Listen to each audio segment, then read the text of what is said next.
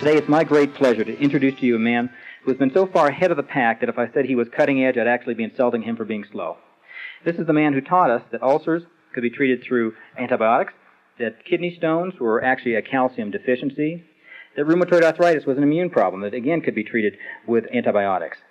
All these are mainstream strategies today, but 10 or 20 years ago when Doc started, it was very avant-garde. In fact, probably heresy. I want to get into today Doc's newest statement, which is exercise without supplementation is suicide. And Doc, this is a very intriguing concept, but you know, down through the years, you've had so many things be proven right time and time again. I guess my first question to you is, are you the Sherlock Holmes of healthcare? I like to think so. I think that's probably a pretty kind description of what I do. And of course, the thing that made Sherlock Holmes famous was the fact that he would say just the opposite of what Scotland Yard was saying, and he was always right. I'd say you hit the nail right on the head. I like to be a Sherlock Holmes. What got you onto this line of thinking, especially with the athlete? Right now, everybody's telling folks to exercise, so are they just putting their head in the noose? They're actually putting their head in the noose. They're actually cutting their life by 30, 40, 50 years if they exercise and don't supplement. Where I ran into this was about 50 years ago, people began to study what sweat was. And they were these little bitty articles in biochemistry journals, the makeup of sweat. And it was very interesting. Most people thought sweat was primarily just salt and water, but sweat contains everything that's in your blood. And as you sweat, the primary purpose, of course, is to cool your body, but you're also losing nutrients. You're losing amino acids, you're losing vitamins, you're losing major minerals, you're losing electrolytes, you're losing trace minerals, rare earths. And it's kind of a trickle charge. It's kind of like the toilet that just sort of runs a little bit, drip, drip, drip, and you get a water bill for $500 at the end of the month. It doesn't seem like much, but it does in fact cost you in health and longevity. And so about 25 years ago, because I was an athlete in high school and college, I played football and wrestled. Of course, you sweat a lot in both those sports. And I only weighed 123 pounds and played middle linebacker and played offensive center. That's back in the old days when the players played both offense and defense.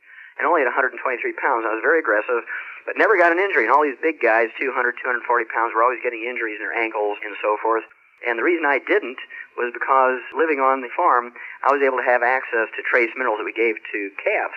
And so putting together practical experience and taking advantage of some, what was 50 years ago, esoteric research, you know, what's in sweat kind of thing, put it together. And came up about 25 years ago that you were, in fact, throwing your life away if you were exercising and not replacing the minerals you're sweating out. Wow. You know, it kind of reminds me back, I don't even know when this was, but all of a sudden jogging came up, and was it Bill Kick? Jim Fixx. Fixx, okay. They're close. Jim Fixx, spelled with two X's, F-I-X-X. And, of course, he died at 52. And he wrote all the books, Run Your Way to Health, Jog Your Way to Health. And there wouldn't be any running shoes. And yeah, wasn't it a number of the runners, including him, just all of a sudden died? They all do. They all die suddenly. Pretty profound statement. All these guys are supposed to be healthy. They have 4% body fat. What it is, they're sweating out all of their minerals, which protect them from various diseases, including ruptured aneurysms and including heart attacks. In fact, there was a long-distance runner who died in July of 2000. His name was Leonard Hilton. He ran the sub-4-minute mile 32 times, and he was a student of Jim Fixx's, and always praised Jim Fixx and all his knowledge and training techniques. And Jim Fixx died at 52, and Leonard Hilton, Jim Fixx's student, died at 52. That's pretty much what you're going to get. There has never been a professional athlete live to be 100. And if exercise in of itself was useful for health and longevity, there should be a lot of professional athletes living to be 100, not a single one, Craig. Wow. It might have been you that says a couch potato is actually living longer than these guys. You're exactly right. That's me. I like to teach people the basic truth by saying something that's very provocative. That way they remember the concept. But basically what I did, since there was lots of articles written by long-distance runners saying, hey, you guys, we can get high. We can make our own opium in our brain, and you can get drugged out running long distances here and get into la-la land legally, not worry about getting arrested or anything, just by running. You can lower your cholesterol by running. You can lower your body weight a couple of points. You can get your body percentage of fat down. There's all kinds of wonders to running, how healthy it is. It's good for the cardiovascular system. But it always kind of fascinated me. There was never anything that said athletes live longer. So I decided to do my own survey, and I started looking at obituaries of professional athletes and university and college athletes compared with obituaries of couch potatoes. It's always kind of funny that librarians live to be 103, 104, conductors live to be 89, 95, and housewives live to be 115, and so forth. And the old couch potato lives to be 88 to 120. And professional athletes, the average lifespan is 62 to 65. The ones who play the most, the ones who are the stars, die the youngest. And you look at some of the famous ones, Red Grange, Jesse Owens, people like Wilma Rudolph, Babe Zaharias. You're probably too young to remember her, but she was one of the first great women athletes who could whip men in about 10 different sports. And then there was people like Will Chamberlain, age 63, congestive heart failure.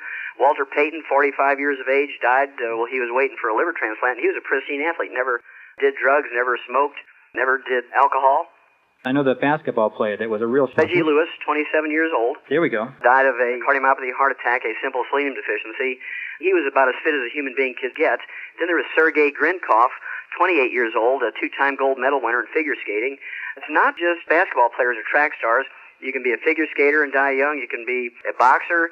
You can be a baseball player. I have a lot of very famous baseball players. Babe Ruth, Lou Gehrig, Don Drysdale. I have all their obituaries. I actually have one who was a pitcher for the San Diego Padres, and he was only 24 years old, and he was felled by a cardiomyopathy heart attack, and they were just shocked because he'd just come up from the minors. You're sweating and not replacing those minerals you're sweating out. You're doomed to have a lot of injuries and anything that might relate to mineral and nutrient deficiencies, and certainly you're going to shorten your life if you're not replacing everything you're sweating out.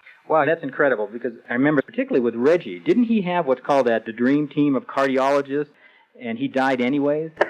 He had the dream team of cardiologists, so they paid these 12 cardiologists $1 million each to save him.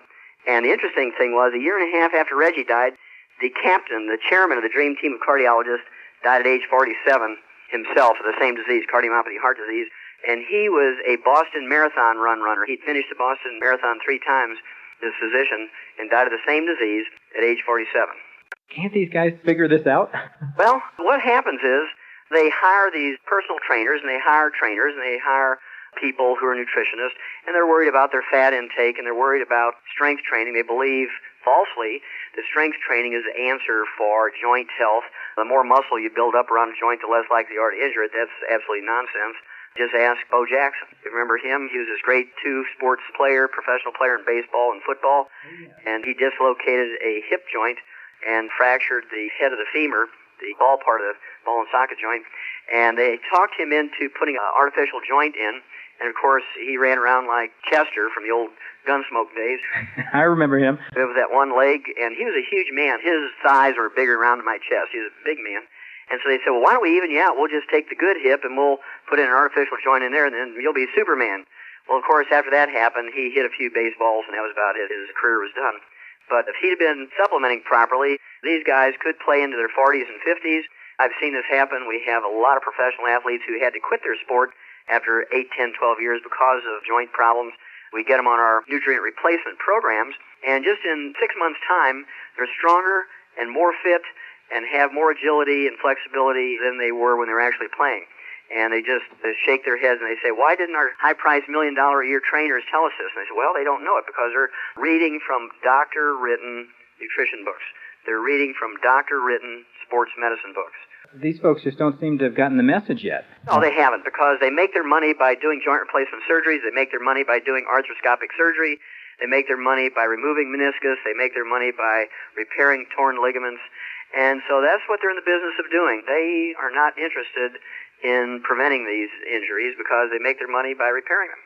Got it. Wasn't it Holyfield that actually was able to come back? Right, yeah. Evander Holyfield is kind of an interesting guy. He quit in one of his fights. I guess it was against Tyson. He just quit. He just couldn't go on. Because of lack of strength, his heart began to give out. He had hypertrophic cardiomyopathy heart disease. And through a mutual friend, actually a guy who lives across the street from Evander Holyfield, Andrew Young, you may remember the name. He was an ambassador to the UN, and we were able to save Andrew Young's knees. And Andy Young said, well, why don't I see if I can take the message of Evander Holyfield? And we got Evander Holyfield taking some selenium, and sure enough, we were able to get his heart going again through the selenium supplementation. Actually, a more complete program than that, but it included special interest in the selenium part of the program. And as you see, he was able to come back and defend his title several times. And, of course, he's been boxing, not necessarily to the level he'd want to be. He's lost the last couple of fights, but he's a remarkable athlete. And without that supplementation, he would have been finished a long time ago. Looking at your background, you have kind of a unique background to be talking about human nutrition. But I think it probably gives you an interesting perspective. I know you started as an ag major and went to veterinary school first, and then you did a lot of research with the human studies. Well, I think the advantage that gives me, Craig, is that in animals, we don't have insurance. We don't have Blue Cross, Blue Shield, major medical, hospitalization, Medicare, and Medicaid. We don't have personal trainers. We don't have personal nutritionists. And so what we had to learn to do was prevent and cure diseases in animals with nutritional formulas, very economical, to do it that way on a herd basis, put everything in their feed pellets. And that's why we have mouse pellets, rat pellets, hamster pellets, guinea pig pellets, rabbit pellets, duck pellets, goose pellets, hen laying mash, chick pellets, poult pellets, horse pellets, sheep pellets, and so on. And dog food canned, dried, cat food canned and dried. And every one of these rations is a perfect mix of every known nutrient necessary for these animals. And if we were to use a human healthcare type of system, especially the sports medicine system in animals, it'd be a sticker shock for you. Your hamburger would cost you $275 a pound just to pay for the healthcare. And so I decided to take the same concept that we did for animals, where we have special diets for animals with heart disease, kidney disease, intestinal disease, liver disease, eye disease, and so on. These diets are formulated so the animal can't pick out what they want.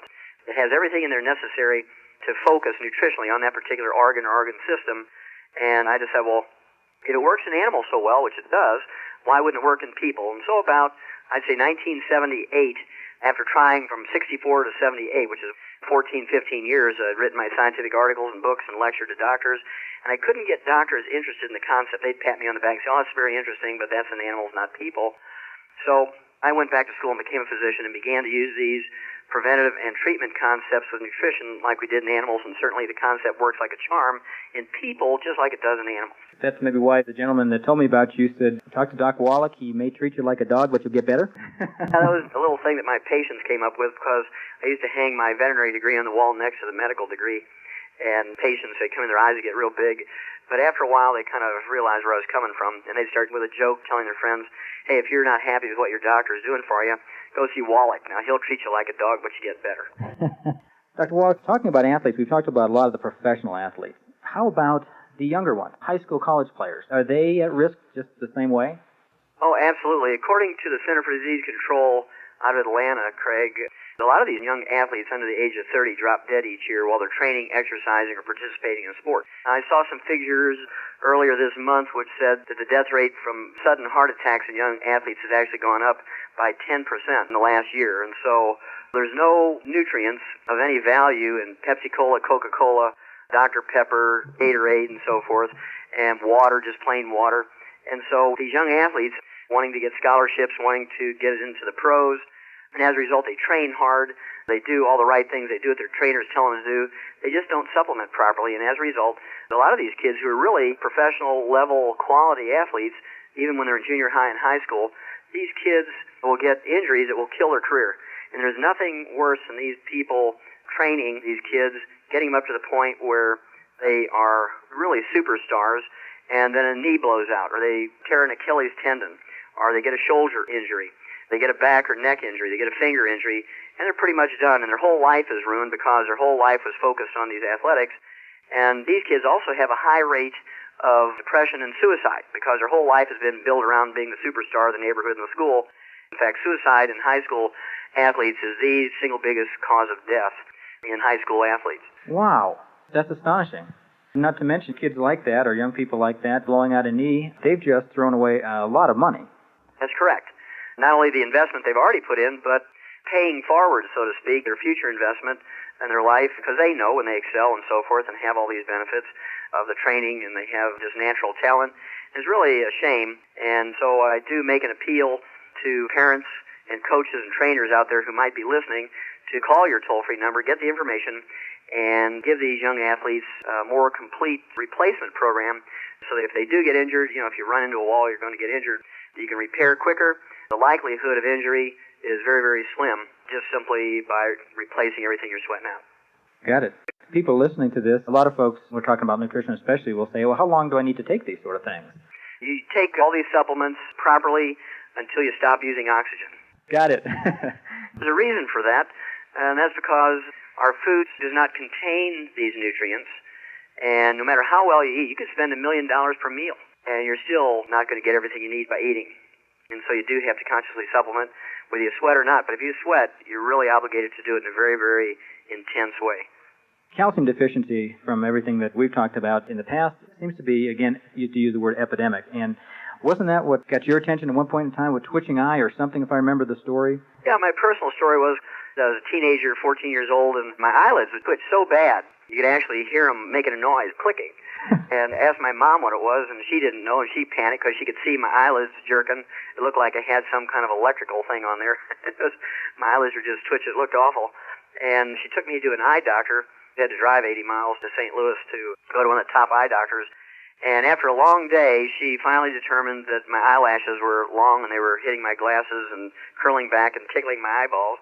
And she gave me a Maybelline mascara eyelash brush, and she said I have to retrain my eyelashes.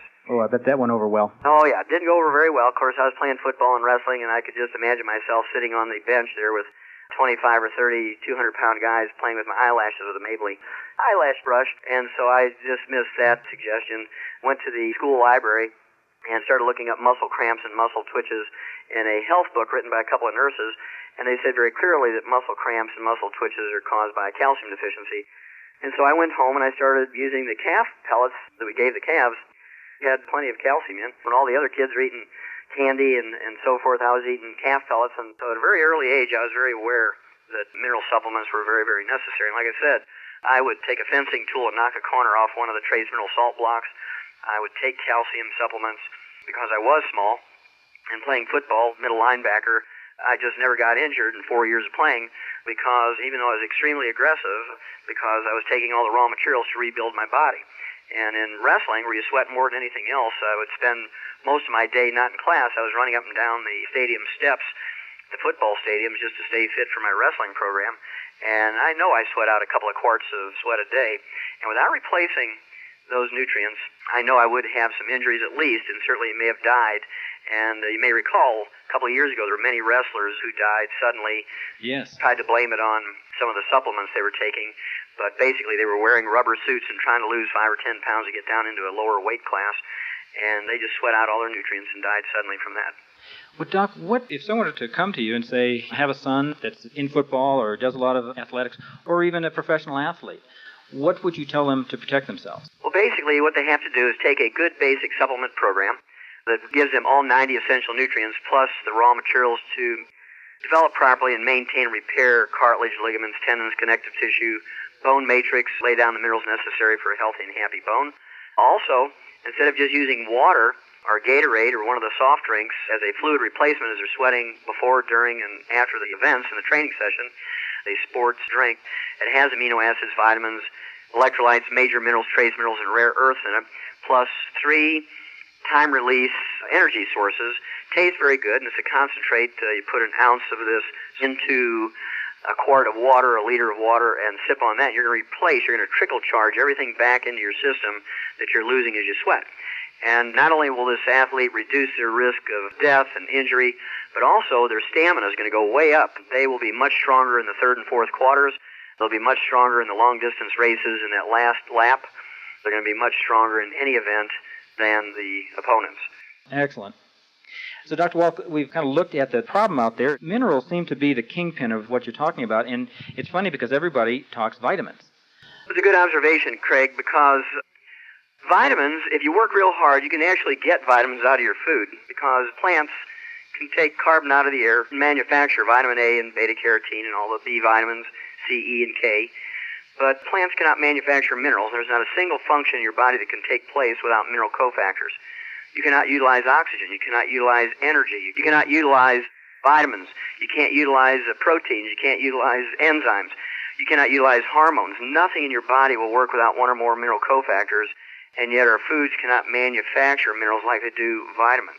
And so over the years, I realized that the minerals were the limiting factor, and the lack of minerals were the limiting factor to long life, healthfulness, athletic prowess, and stamina. And I probably have known that since I was 14 years old, and certainly developed and collected a lot of information to back up that belief over the years.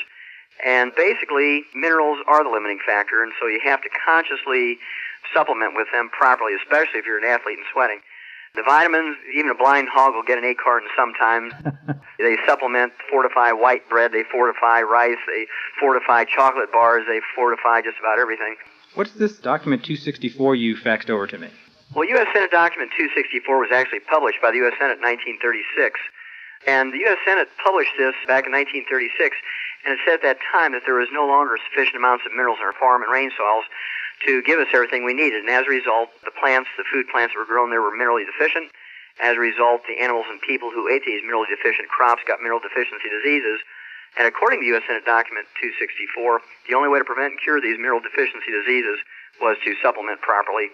And we've known this in 1936. That's back at the time when we began to supplement vitamins and minerals and trace minerals into animal feeds and came up with mouse pellets and rat pellets and hamster pellets and guinea pig pellets and horse pellets and canned dog and cat food and so on to assure them optimal amounts of all known nutrients. They couldn't pick out what they wanted. Unfortunately for human beings, we're left to TV advertisements and newspaper advertisements and magazine advertisements and ignorant trainers who tell people, well, just drink Gatorade, just drink water, and just drink Pepsi-Cola because we get good kickbacks from them. Doc, I tell you, this is incredible. In fact, I've got some young children that now, in the back of my head, I've got all these questions going through my head on how to make sure that they survive this ordeal of growing up and being athletes. But unfortunately, we are right down to the wire. We're going to have to ask you to come back, maybe do this again. Love to do it, Craig. I want to thank you for being with us. This has been Dr. Wallach, National Lecturer on the Dead Doctors Don't Lie series, best-selling author, physician, veterinarian, and all-around good guy. Thanks for being with us. And for Craig Walcott here at Health Talk, have a healthy day.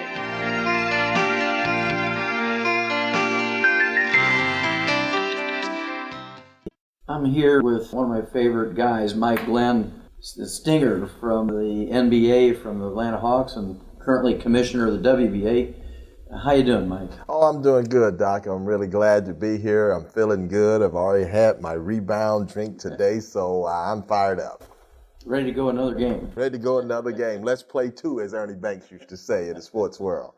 Well, one of the things that's really been fascinating for me over the years is to watch athletes, professional athletes, and you'd like to think that fitness is the answer to health and longevity, and yet the top athletes have a struggle. They break down, they get tendon problems, cartilage problems, ligament problems, they get bone problems, muscle problems, and you'd think if fitness was the answer to solving health problems and living a long time, that professional athletes would have a very high percentage of them living to be 100. And with the exception, I know this is a fact, Mike, yes, with the exception of two black gentlemen from the old Negro baseball leagues, there's never been a professional athlete ever lived to be 100. You're right. One of those Ted double-duty RATLIFF, who was a catcher and a pitcher in the Negro Leagues, died at 101, I believe it was. But you're absolutely right. Other than him, nobody. Yeah, nobody. And there's a universal reason for this, of course, and regardless of the sport you play in, whether it's basketball or football or hockey or soccer or boxing, whether it's skating or any other sport, whether it's amateur or professional, they all universally sweat. Yes. And when you're sweating, Mike, you know you're not just sweating out water, you're sweating out a soup that contains all the known essential nutrients. And if you're just drinking water, if you're just drinking soft drinks, if you're just drinking one of those energy drinks that has one or two nutrients, and we'll talk about them by the brand name in a few minutes, you're going to be sadly disappointed. You may get a little energy, but over the long haul, you're going to break down, and the odds are you're not going to make it to 100. And so what's your take on this? What have you seen over the years in professional basketball? Doc, not only statistically doing research, but in my own personal life, I just turned 50 this past year, and 7 guys that I played with in college have passed on, all of them from health-related occurrences, nothing accidental. So I see in my own life the deaths, and so many of my former teammates in the NBA and college, they've had 2 hip replacements, knee replacements, they can hardly walk. They are really struggling. So I've seen it firsthand that a lot of the athletes, of course, we read about the super athletes like Kirby Puckett that recently passed, and the ultimate basketball hero of all, Wilt Chamberlain, a guy who averaged over 48 minutes a game for an entire season, averaged 50 points a game. He was just superhuman for a season, and we see Wilt pass at 63, and other heroes of sports like, of course, Walter Payton, one of the greatest, if not 45, maybe the greatest football player that ever lived. And even somebody like Wilma Rudolph, whose records are still right up there at the top. And it was years and years ago, 1960, since she won those 3 gold medals, but she was a tremendous athlete. She died at 54. 54, a natural athlete, had no type of enhancements whatsoever. And when we see great athletes like that, and even in our own communities, younger athletes than that dying, we know that there's something wrong, that the people that think if I'm just exercising, then I should live long, that the message should clearly be there for them. There are other things than exercising and being a great athlete as far as longevity and health is concerned.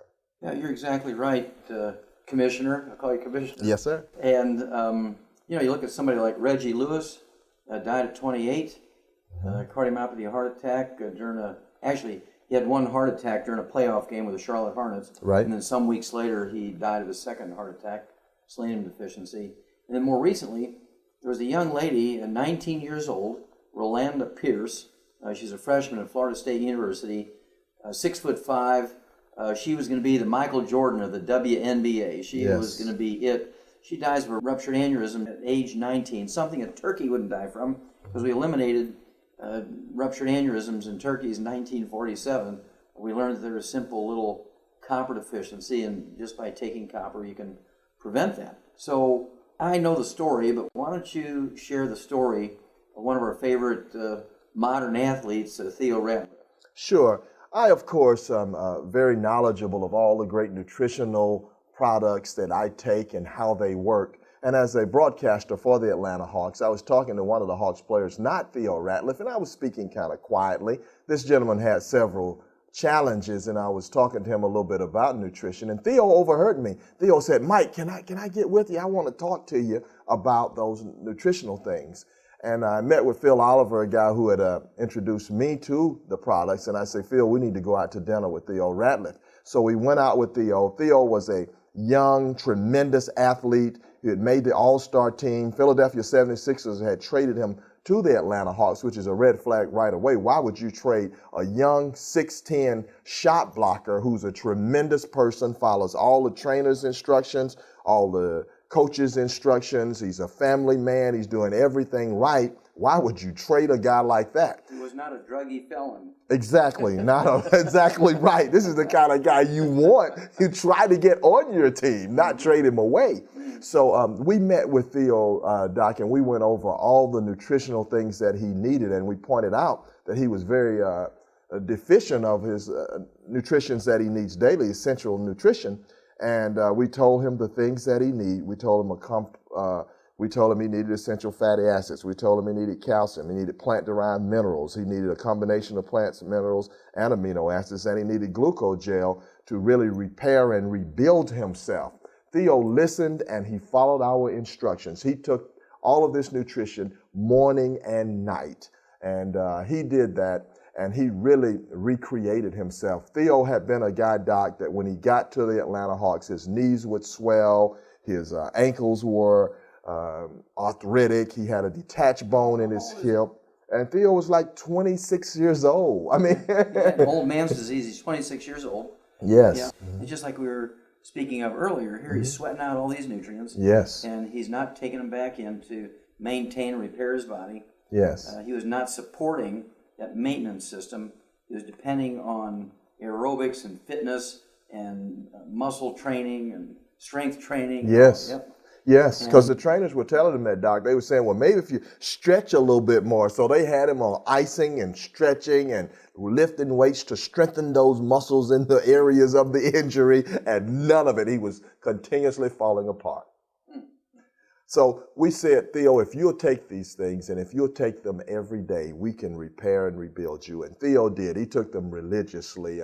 One of the few athletes that we've introduced this to that have recognized you can't just take it one time and say, oh, I didn't feel anything, so I just stopped taking it because they've been taking inferior products. So THEO took all of the nutrition. He went from a guy that missed 79 out of 82 games the previous year. He only played in 3 games, Doc, and I was right there in the locker room afterward. After each one of those 3, he was hurting. He was, oh, my hip is hurting. I don't know if I can play anymore. And coaches, can you just play a few minutes tomorrow night? You know? He's 26 years old. Exactly. Like, and then, the owners are thinking, we're paying you a lot of money for these little few minutes. All those dynamics enter into professional sports. But he could not play anymore. THEO was just in pain, and he was only hurting himself further. So he went from there to taking all the nutrition to rebuilding himself. THEO got to the point where he was playing 82 games, pain-free. He wasn't even icing his knees. Now, I played 10 years in the NBA. All centers ice their knees. That's standard equipment. You put your shoes on, you ice your knees after the game. Those go together. So THEO was so healthy, he had no pain in his knees, no pain in his hip. He was pain-free. He was just jumping out of the gym, just blocking shots, led the NBA in shots blocked, and was one of the top vote getters for Defensive Player of the Year. THEO was recreated. He was healthier than he had ever been before.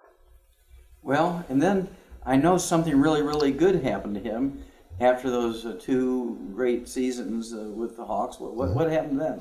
Well, we were talking, Phil Oliver and I were talking about how he had really come around and been created. And Phil came up with the idea. He said, we need to really have a sports drink built around THEO so that when THEO is out there, he can take all these nutritional drinks and supplements while he's playing. And that's when we came to you, Doc, and we said, can we devise an energy drink that's full of this nutrition so that while THEO is playing, and other athletes and other everyday people, while they're living their everyday lives, they can take this energy drink and feel an immediate sustainable energy boost that will take them throughout the game, and they'll even feel better the next day. So it sounded like a tall order, but we knew that it could be filled, and that's exactly what happened. Rebound FX was created. We tossed around what would be a good name, and we thought that THEO had rebounded his career, and rebound such a part of basketball, rebounding, you can't win without rebounding. So all of that made a lot of sense, and we came up with the name Rebound FX, and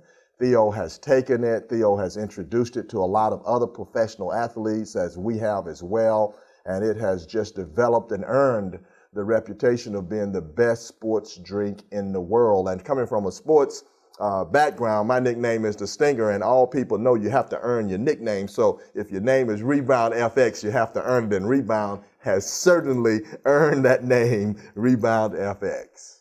Yeah, I can remember there was one professional basketball player, I can't mention his name, but I can remember one guy, one of the top NBA players, he wasn't going to play on a Sunday, and we were at one of those basketball clinics on Saturday, and they actually had to have one of the kids who was there, who was going back to Miami, hand carry a case of Rebound FX to this basketball player because he wasn't going to play without it. That's right. What a great story, Doc. You're right. You're trying out for the WBA. You mentioned I'm the commissioner of the World Basketball Association. It's a young league. We work with young guys and try to give them opportunities, exposure, and development. This young kid had come up to Atlanta to try out, come from Miami to try out. And one of our professional athletes that is taking Rebound had a game that Sunday. And as you know, FedEx and UPS and a lot of the services that deliver don't really do it very often on the weekend. So we were having a real difficult time because he had to have it. He knows the benefits of it. We show the comparison of Rebound to athletes, and they know how significant it is to get any little edge, because the difference in winning and losing in superstar and a regular player in making the NBA not is sometimes fractions of a second. So any edge that they can get, athletes know they want it. So this kid was going back to Miami, and we had the idea. We met with the kid and said, look, we've got an athlete that needs this rebound desperately. Can you, on your trip back, take a cab, as soon as you get to the Miami airport, take a cab, go directly to the arena, meet the security guard in the back door, and give this Rebound FX to this athlete, and he will give you 2 courtside seats for it. Wow. The kid was so elated and so happy. He said, will I? I'll be glad to. So the kid was, we didn't have to tell him about the benefits of rebound. It was obvious if this professional athlete, superstar athlete, wanted it this much, it had to be very good. And he got a chance to sit on the floor right near the player's bench and see the game as he'd never seen it before and see rebound at work. The athlete got his energy drink and he drank it throughout the game and the benefits. It was just a win-win and a beautiful story for everyone. Yeah, that's I love that story, Mike. Thanks for sharing that. Sure. And of course, you don't have to be a basketball star, a football star, a boxing star, a baseball star to take Rebound FX. If you're the sort of person who needs a pick-me-up of a cup of coffee or a soft drink at 10 in the morning, at 3 in the afternoon, at 8 o'clock at night, you want to try Rebound FX. It does not have carbonation. It doesn't have sugar. It doesn't have phosphates in it. It doesn't have the things that are negatives from the standpoint of nutrition. And as a result, we find that the people who are using Rebound FX are people in addition to the athletes. Of course, it was originally designed for athletes. This is like gasoline for a high-performance race car, and you're not often going to get to use that in street cars, out in the street, because it's just such a high-performance fuel. Right. Well, here's a high-performance fuel for professional athletes that's accessible and usable by the average person on the street, whether you're kind of a weekend warrior and you're playing the company's softball league, right? Yeah, or you like to go bowling on a Friday night, or you just like to play tennis or pick up basketball. There's so many people who break down, regardless of their age, whether they're in their teens, they're young adults in their 20s or 30s, yet middle-aged people, and they break down. They say to me, Doc, I don't know why I'm breaking down like this. I'm doing everything right. I'm doing all my fitness stuff, and I'm drinking all the water. I'm keeping hydrated. I'm exercising, or I'm drinking one of these other sports drinks, energy drinks, and you start showing them the comparison, right? And they say, well, wait a minute, this very famous sports drink only has 2 minerals in it, and Rebound FX has 77 plant minerals. It has a total of 128 nutrients in it. Wow. So how can you compare an energy drink that has 2 nutrients versus one that has 128? Right? It's just impossible. And Doc, oftentimes when I'm telling athletes that, I'll say, imagine now that you're in the boxing ring. We're going a few years back, and I show them the comparison. I say, you got this 1-minute break between rounds, and you're fighting the young Mike Tyson. Which one do you want? So that brings it home clearly right away. Give me a double dose of the rebound, they say. So athletes really see the difference, though, the comparison, all the nutrition, the energy, the pickup, the ability to sustain your energy. It's just a no-brainer for anybody, really. Rebound FX has really taken off, Mike, and just because it is a performance drink, it is an energy drink, and it is a nutrient replacement, not only a fluid replacer, but it's also a nutrient replacer, and it's so convenient. You don't even have to pay for a lot of water to be shipped to you. It comes in a concentrate. You can get the samples, a 1-serving sample, or you can get the concentrate that has 32 servings in it. You can make it really concentrated as 32 half quarts, or as it's designed for 32 quarts. And you're only paying for the shipping of 1 quart of water instead of 32. So we're very excited about the system. It's really been very well received by the professional athletes from all sports. Can you recall any comments that maybe some of these professional athletes have had about Rebound FX? Oh, I have, Doc. So many athletes have really taken to it, and they've just ordered it in bulk. I mean, we have entire teams that will purchase as much as almost $2,000 worth at one time and say, I want to have this here for the remainder of the year, and I don't want to have to worry about when its shipment's coming in, and they just take it every day. They just will not go on the court without it. It becomes that much more part of you. You feel so much better when you're walking on the floor with that confidence as well as the energy. Your body is just feeling good, and they know they can play at a very high level. So we've had athletes at every level, whether they're in the Pee-wee level, the high school level, the collegiate level, or the professional ranks, and in all sports, whether they've been football, boxing, basketball, baseball, track, you name it. we've had athletes across the board that have just really loved taking Rebound FX. Well, you're kind of an all-around guy, and one of the many, many reasons we have a deep respect for you and we love you is that you've developed this league for deaf basketball players. Yes. And we really, really appreciate that. And are these kids using the Rebound FX? Yes, Doc, I'm glad you asked about that. This is of course, my dad coached at Georgia School for the Deaf, so I grew up around deaf kids. He coached basketball, track, and softball there in the late 50s and early 60s. So I grew up around deaf kids, and I developed the nation's first basketball camp for deaf kids. So we get high school age boys and girls, basically from all across the country, to come to my camp. We have a week long of regular basketball camp, 3 times a day. And on the last night of the camp, we play an all-star game where my best deaf kids play against local all-stars from the community. So they're kind of tired. It's been a long week, but they're very excited about representing the Mike Glenn Camp for the Hearing Impaired and about deaf people showing that they can play basketball as well as anybody else. And so we played, and I remember the first time I introduced Rebound FX to them, I just told them very briefly, this is a good drink, it has some nutrition, it'll help your energy, so we're gonna have it available for the game. So they said okay, and you know how high school kids are, they wonder how it tastes and what is it, and they have been so accustomed to other sports drinks. And so I just put it out, and they were coming from it, and I told them, drink some of this. I had someone to give it to them, and I saw their reactions when they go back on the court. They had the energy, and they came back, and I say, which one? I want some more of that one. They were signing, they wanted the one with the rebound in it, and they didn't even know of all the nutritional things, but all the whole teams, the girls and the boys, were taking it, and after the game, they were saying, how can I get some more of that? So without hearing the whole story and knowing what it was going to do for them, that's like just a blind test. It was for a deaf test in this case, but these kids just tried it, felt it, they knew it worked, and they wanted it. So, and we've had Rebound available for them throughout the week now for the last couple of years, but it is just a part of the deaf community, the deaf sports scene, and still growing in every avenue you can imagine. Well, thank you for that feedback, Mike. And since you brought up the test word, yes, the thing that we're really proud of with Rebound FX and many other of our products is the fact that in New Zealand, which is probably the toughest country in the world when it comes to testing urine and testing sweat of players, to make sure that they're not taking anything that gives them an advantage, something that's been banned, has been approved by the agencies in New Zealand that test for these things, and therefore it's also approved, because they're the toughest in the world, it's also been approved by the IOC. Wow. The International Olympic Committee.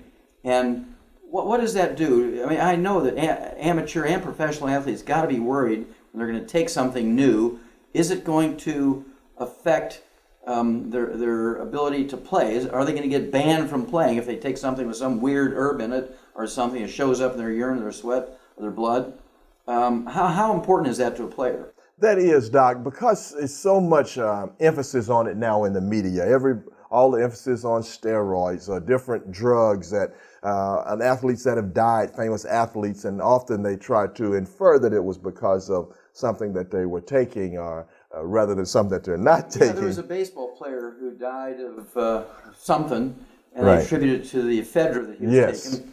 And then, boy, Congress got in it, and they banned ephedra, and then an attorney went back and sued the government and the FDA to get ephedra back on the market.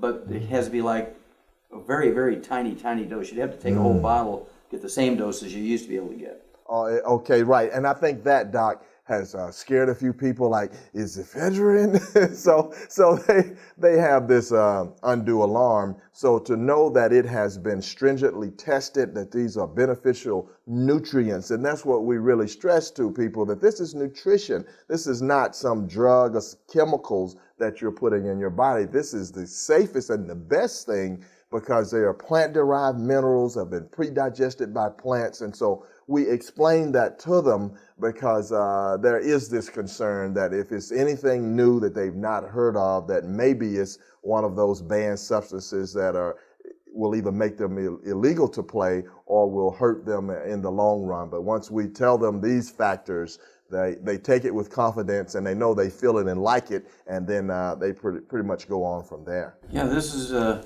Rebound and several other products from our wonderful collection of products has been approved by at least one and maybe two agencies in New Zealand. And again, it's the toughest one in the world. And so the IOC, the International Olympic Committee, just as long as New Zealand says it's okay, they don't even look at it sideways. And so this has really opened up the whole amateur athletic league, whether it's junior high, high school, university, Olympics. And we're so very proud of that, because we don't want these young kids who work so hard. They learn the sport, the actual technology of the sport, they learn the system of the sports, and then they get fit, and then they start breaking down. And it's always the top ones. Yes. It's always the top ones. It is, Doc, and I think the top ones work harder. You know, people in sports recognize that. Sometimes people outside of sports think they're just naturally gifted, which they are gifted, or that they're just naturally blessed and it comes easily to them. But from my experience as a professional player, from interviewing, writing books about them, and seeing how they work, the guys that are stars are usually the hardest working guys on your team, which means naturally they sweat the most, they lose their minerals the most, and we found these adverse health effects on the best players because they sweat the most. I mean, they put more energy, more emotion, more time. They're into the playoffs. In the NBA, if your team does not make the playoffs, your season is over by the middle of April. But if you're going to the championship game every year, then you're going on toward the end of June. So you have much more intense games and practices, and you add that year to year to year, those superstars that are going those extra miles, they're going to be the one most adversely affected. Well, thank you so much for sharing all this information, and I know that people are going to want to hear this material that's going to be so vital to their long-term health and also their day-to-day health on the short term, because nobody wants to be walking around on crutches. Nobody wants to be sitting in the chair when you want to be out playing. That's the truth, Doc. And you know, you made me think of something else very quickly, though. My wife, who is she likes to walk and exercise to try to stay firm and slim. Around this area, Doc, in the Atlanta area, you have a lot of people that like walking up Stone Mountain and walking around the mountain. So you have a lot of people that are just doing those kind of exercise daily. And I know Phil's wife likes to do these kind of things as well. And they both are taking this Rebound FX every day. They're taking it to walk the mountain for their exercise. All their friends are taking it. So even if you're not, as we've mentioned, a professional athlete and you're competing at that level, if you're just an everyday person that wants a little extra energy and nutrition, it works very effectively. It tastes great, and it gives them that little extra energy, and they'll do an extra mile or two when they're taking that Rebound, and they find out that they'll lose weight quicker and feel better after they finish walking.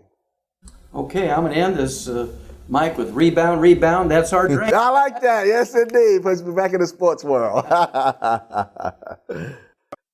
Okay, Theo, you hear Mike, Lynn, and both Mike and Dr. Wallach talking about, Rebound and how we came about with Rebound, and basically how our relationship, yourself and myself and Mike. But I wanted you to kind of tell your story and just kind of emphasize, why were you such a different athlete in receiving this versus your colleagues, and what has it meant to you? Well, Phil, it's been tremendous to me as far as helping rebuild my career and furthering me along and giving me the ability to extend my career.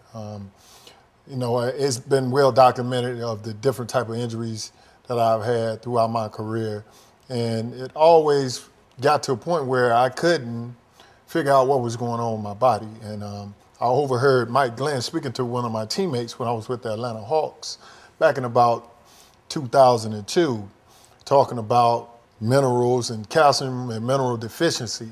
And so when I heard him, I said, "Yo, Mike, come over here and speak to me about that a little bit." And he graciously, as he is a man, just came over and gave me some knowledge about what it was he was speaking of, and it was profound in what he was speaking about, because I had never had it put to me in that manner, as far as athletes becoming mineral and calcium deficient, throughout their sweating, out all their minerals during play, and also with the amount of energy and stuff that we exert during play, out becoming deficient in those areas. So he told me about the great products at Youngevity, and I was able to get on the products diligently, and rebuild, the cartilage from my hip injury, from my knee injury, and just all the different things that I had going on at the time. I was in a situation where I had the hip injury where I couldn't figure out what was going on and why these things was just happening to me, because I always try to keep myself in a superb physical health and always ready to get out there and play ball. But, I was getting these minor injuries, knick-knack injuries and stuff that was just stopping me from continuing to be the player that I was. Like I said, with the minerals, that all changed. Once I got on the minerals and got to doing the Pig Pack Plus and taking the calcium and being diligent on it and taking it, as it was food, every single day, twice a day, I was able to rebuild my body and to be able to extend my playing career. Well, Theo, they had a rap on you that you were the kind of guy that got a lot of injuries. So why don't you just try to tell me, when did your injury start, and at what point did you realize that there was something else that you needed to do? Well, I was diagnosed, even when I first came into the league, they said I had a degenerative bone problem. How old were you then? That was when I just had come out of college. I wasn't any more than 21, 22 years old at the time. So I had back issues. So as they looked at the MRI, I had to take MRI and a whole bunch of exams in order for teams to even take me. I had to take all these things to try to make sure that, everything would stay intact. And they gave me, only 5 or 6 years in the league tops was where I would be at my, at my peak position, and everything would be downhill from there because they saw the degenerative changes that early in my career. Lo and behold, I was able to extend, my career as far as being able to play and be, I was in a position where I was in the playoffs as an all-star in 2001, right before I received my hip injury, right before I received my wrist injury, where I just went up for a block shot, just normally coming down, trying to catch myself, fracturing my wrist, having to have surgery, and then traded to the Hawks. And then my wrist healed, and during that same summer, right before the season started, I ended up tearing college. I didn't know what it was. I just went up for the ball, jumped for a ball, a routine thing that I do, 1,000 times a game, and ended up tearing cartilage in my hip. Nobody knew what the diagnosis was. I had to go see all these specialists and different things that would, and finally figure out what was going on. So I had to have a surgery for that.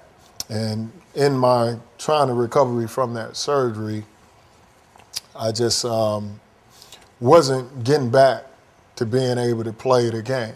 And it had gotten to a point where I had sat out all year, tried to come back a couple of times, and it just wouldn't happen for me.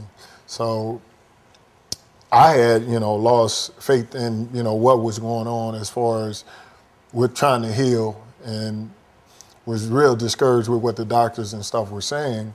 And, I thought I was pretty much done with it because I wouldn't be able to be the same player that I was before I had the hip injury.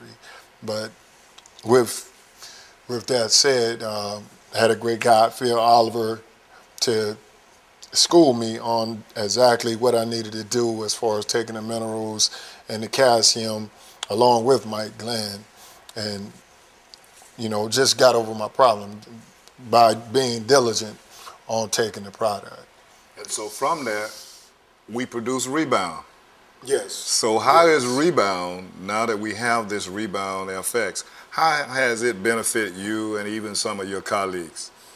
Well, after being such a diligent student of the minerals and the calcium and constantly rebuilding my body, we kind of jointly, me, Phil, Mike, kind of jointly came up with the idea of having an energy drink to help sustain me throughout the game. When everybody else was going down in the fourth quarter, my energy was still elevating and staying at its peak position. And, with that said, being 3-time, shot block leader, one of the top defenders in the league, been pretty much winner-up to being defensive player of the year and different things of that nature, it definitely helped excel my career. And by me having such a success, me seeing the success that I had, I wanted to go out to my colleagues and try to introduce them to these products as far as with the minerals and have them to understand what's going on with their bodies when they're going out, they're sweating out your minerals, using your calcium during play, and being able to replenish themselves with something that was healthy at the same time efficient. So prior to that, nobody explained to you about sweat, how important what you're sweating out is replacing it back in. Prior to meeting Dr. Wallach, Mike, Glenn, and of course myself, no one, because you were around nutritionists, you were around doctors, no one ever explained it to you in that manner. No one ever really broke it down to me on what minerals are, how they work.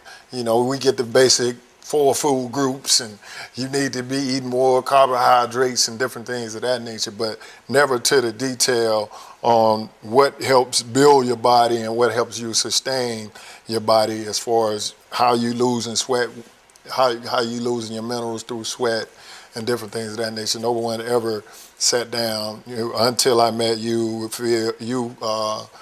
Phil, Mike, and Dr. Wallach, and they really educated me on that. And so now we have a crusade. We're trying to just expose this information to not only just athletes, but to everybody who needs energy. Everybody needs these minerals. How often do you need them? Oh, you need minerals, like I said, just like you have food. Every single day you need to replenish yourself with the right minerals and, to help have longevity, in life, to live with, being disease-free, different things of that nature, and being able to have a healthy lifestyle. That's what it's all about. That's our crusade, is to try to give everybody ultimate health. Well, I tell you, that's a great crusade, and we thank God for you for Rebound FX, and I think we'll sign off with saying, let's go rebound. Let's go rebound. All right. All right.